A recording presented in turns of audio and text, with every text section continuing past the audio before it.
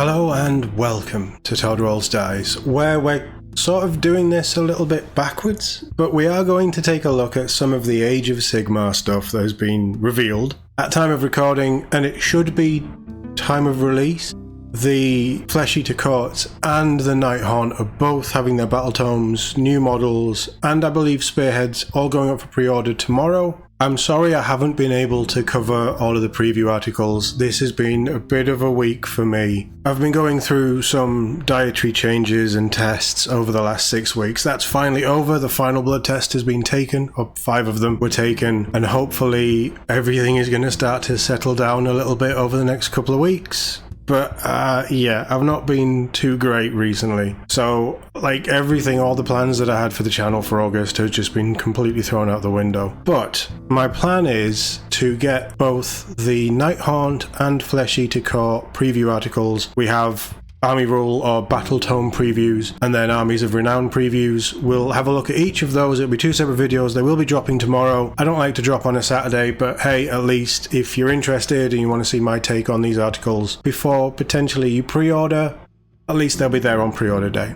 So hopefully you keep an eye out for those. If not, don't worry. I know that Age of Sigmar and then distill that even further into the niche of death, it's not for everyone. But we're going to run through what's probably the more exciting part. This is a look at the 2 Spearheads. So this is an article that's going to combine Nighthaunt and Flesh Eater Court Spearheads in this preview. And as Spearhead is probably my favourite game mode, and certainly one of my favourite elements of Age of Sigmar, it felt right to start with this as we're doing it all the wrong way around. So, Spearheads of Death. What's new for the Nighthaunt and Flesh Eater Courts? The forces of death are mustering. Reinforcements approach for the vengeful Geists of the Nighthaunt and the noble knights of the Flesh Eater Courts. Alongside new battle tomes, new faction mechanics, and new heroes, they're also getting new spearheads. These are armies in a box that can form the core of a larger force for Warhammer Age of Sigmar, but they're also complete formations to use in Spearhead, with fresh and innovative mechanics. So we can see there the Charnel Watch ride to meet trespassers on their borders, baffled by delusions and madness. Just like when you play the full army, you'll be able to pick between delusions in the first battle round, while in subsequent rounds you'll be rolling a dice. On a 1 to 3, the mania will fracture and shift. On a 4-up, you must stick with your existing belief. You'll have access to the delusion of the Great Feast and the delusion of the Nightly Host. The former has your ghouls drinking deep in the gore of the fallen, each unit recovering 1 health, very useful, with your Royal Beast Flayers able to return D3 models, very strong. The latter has your virtuous Abhorrent Gore Warden and his upstanding knights add 1 to their hit rolls in combat if their charge roll was 8 or higher. Very useful stuff for Spearhead. We have a battle trait, Delusion of the Nightly Host. Keywords Delusion, it's a passive effect.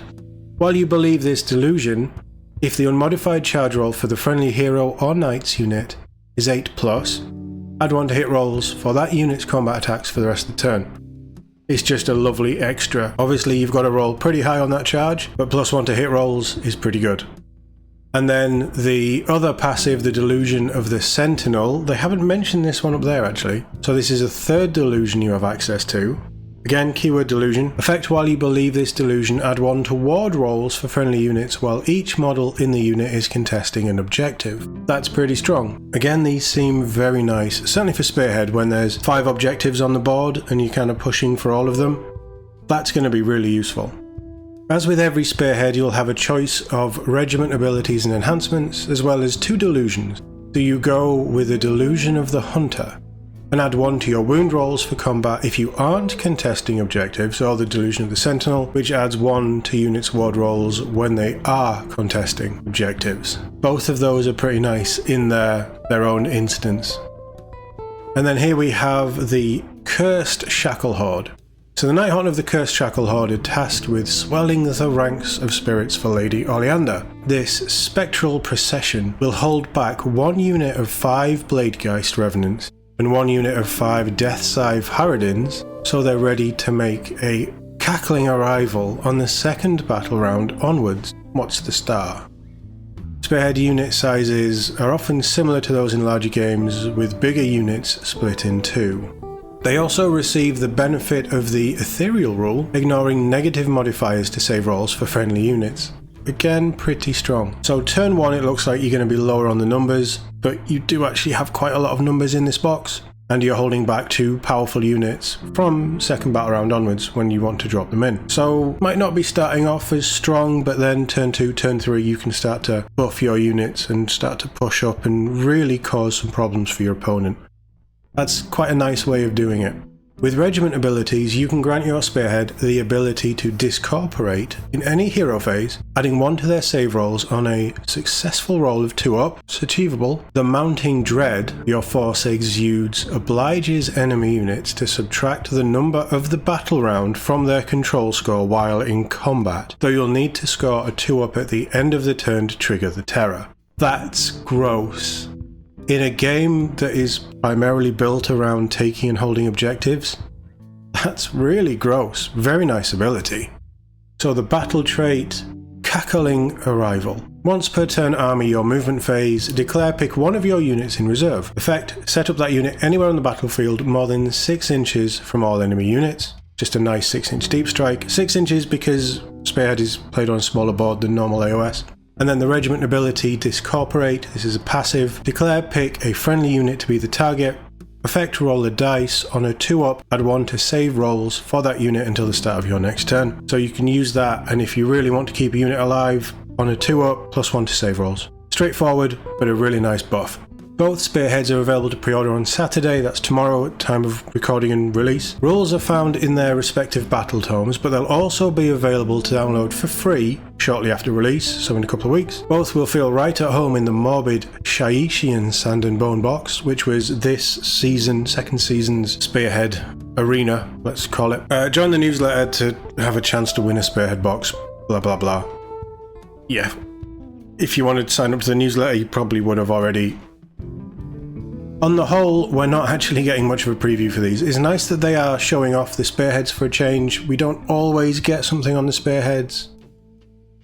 I think, from what I know, and I don't know much about these factions and I don't know any of their new rules because I haven't actually seen the articles from this week. The delusions all sound pretty nice. There's some nice healing in there if you want to go down that route. There's some nice buffs depending on how you want to play. All really, really nice, and some chunky units in here as well.